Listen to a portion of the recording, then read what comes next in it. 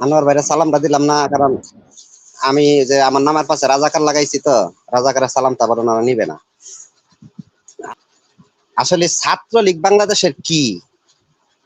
এরা এরা বাংলাদেশে যারা ইচ্ছা তারাই ফিডায়। এই অধিকার ছাত্রলীগকে কে দিছে? 25শে মার্চের মতো উনাদের মতো ব্যক্তিরাই প্রশাসন দেখবে, আন্দোলনরত ছাত্ররা উৎপাত করলে পুলিশ সেটা কন্ট্রোল করবে। Why students go there and torture them? আমি এটাই বলতে বাধ্য। আমার পূর্ববর্তী আনোয়ার ভাই কি করতে চাচ্ছি, আনোয়ার ভাই আপনার কাছে আমার জানার ইচ্ছা, আপনি বললেন যে ছাত্রলীগের সম্পর্কে কথা বলার আগে হিসাব করে কথা বলবেন। আপনার সাথে আমি একমত। 1971 সালের ছাত্রলীগ, আপনি একটু বলবেন 2011 সাল থেকে ধরেন 9 সাল থেকে 2024 সাল পর্যন্ত বর্তমানে এই ছাত্রলীগের কি কি ভূমিকা আছে? দর্শনের সেঞ্চুরি ছাড়া, মানুষের ছাগল চুরি ছাড়া, প্লাস হচ্ছে এই সন্ত্রাসী মহড়া ছাড়া কি কি মানে এই ছাত্রলীগের করেছে জনগণের জন্য, দেশের জন্য। এটুকু আমার কাছে, আপনার কাছে আমার জানার ইচ্ছা। আপনি শুধু এটুকু বলবেন যে বর্তমানে কয়টা নিউজ আসছে যে ছাত্রলীগ এই কাজ করেছে জনগণের জন্য, দেশের জন্য। এই এটা উত্তরটা দিয়ে দেন।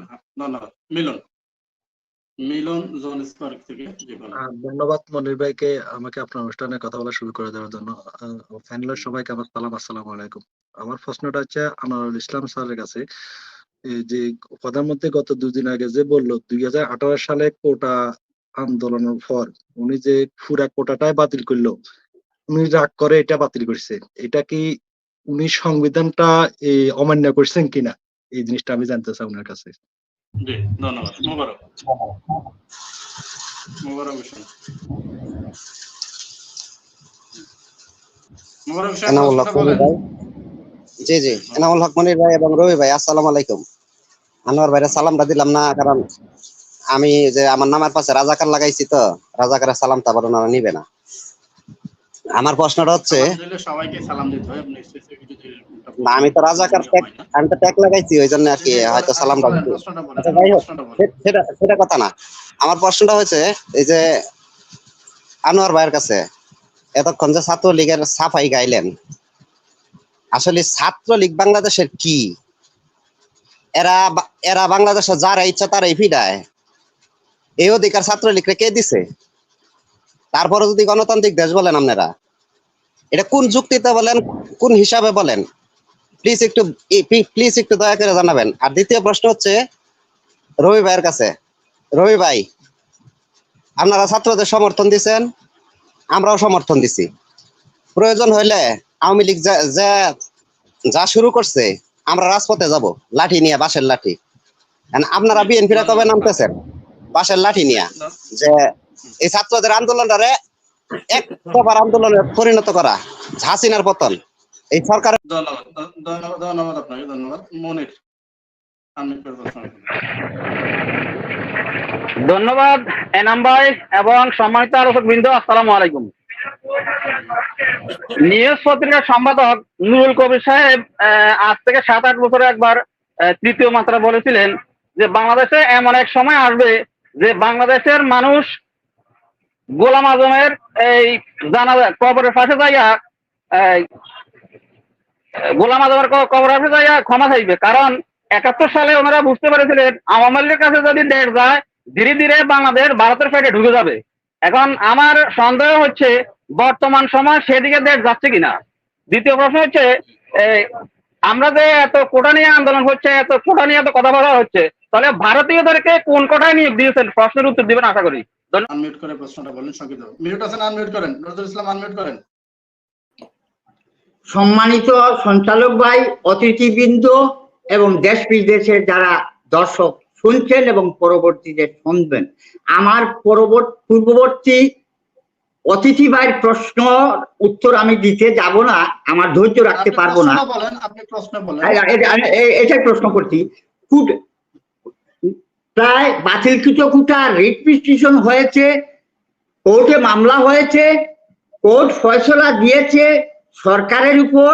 সরকার এটা নির্ধারণ করবেন কোর্ট প্রথা আবার রহিত করবেন না আবার চালু করবেন কত %, এটা তো সরকারের ব্যাপার। আমার প্রশ্ন, সেই 25শে মার্চের মতো উনাদের মতো ব্যক্তিরাই প্রশাসন দেখবে, আন্দোলনরত ছাত্ররা উৎপাত করলে পুলিশ সেটা কন্ট্রোল করবে। Why students go there and torture them? আমি এটাই বলতে বাধ্য। আমার পূর্ববর্তী বক্তা যিনি বক্তব্য দিয়েছিলেন, আমি সরাসরি কাউকে আজ পর্যন্ত চোখে বলে নাই, উনাদের সমর্থনই এই ছাত্ররা হত্যাযোগ্য পরিবেশ সৃষ্টি করেছে। আর কিছুই বললাম না ভাই, যদি আরো 30টা সেকেন্ড সময় দেন, 30টা সেকেন্ড কাইন্ডলি।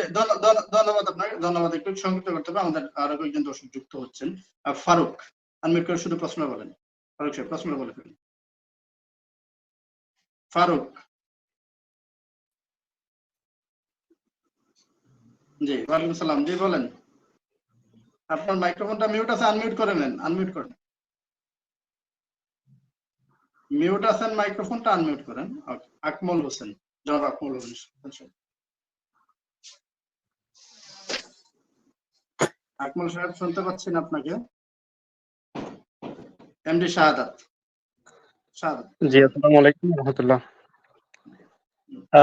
জি, আসলে আমি প্রশ্ন তো অনেকেই করছে বা করতেছে, আমি আজকে একটি কথা বলতে চাই। এই বিশেষ করে মনির ভাইকে ধন্যবাদ জানাই আমাকে আজকে লাইভে আনার জন্য, এবং আমি কয়েকটা কথা বলবো।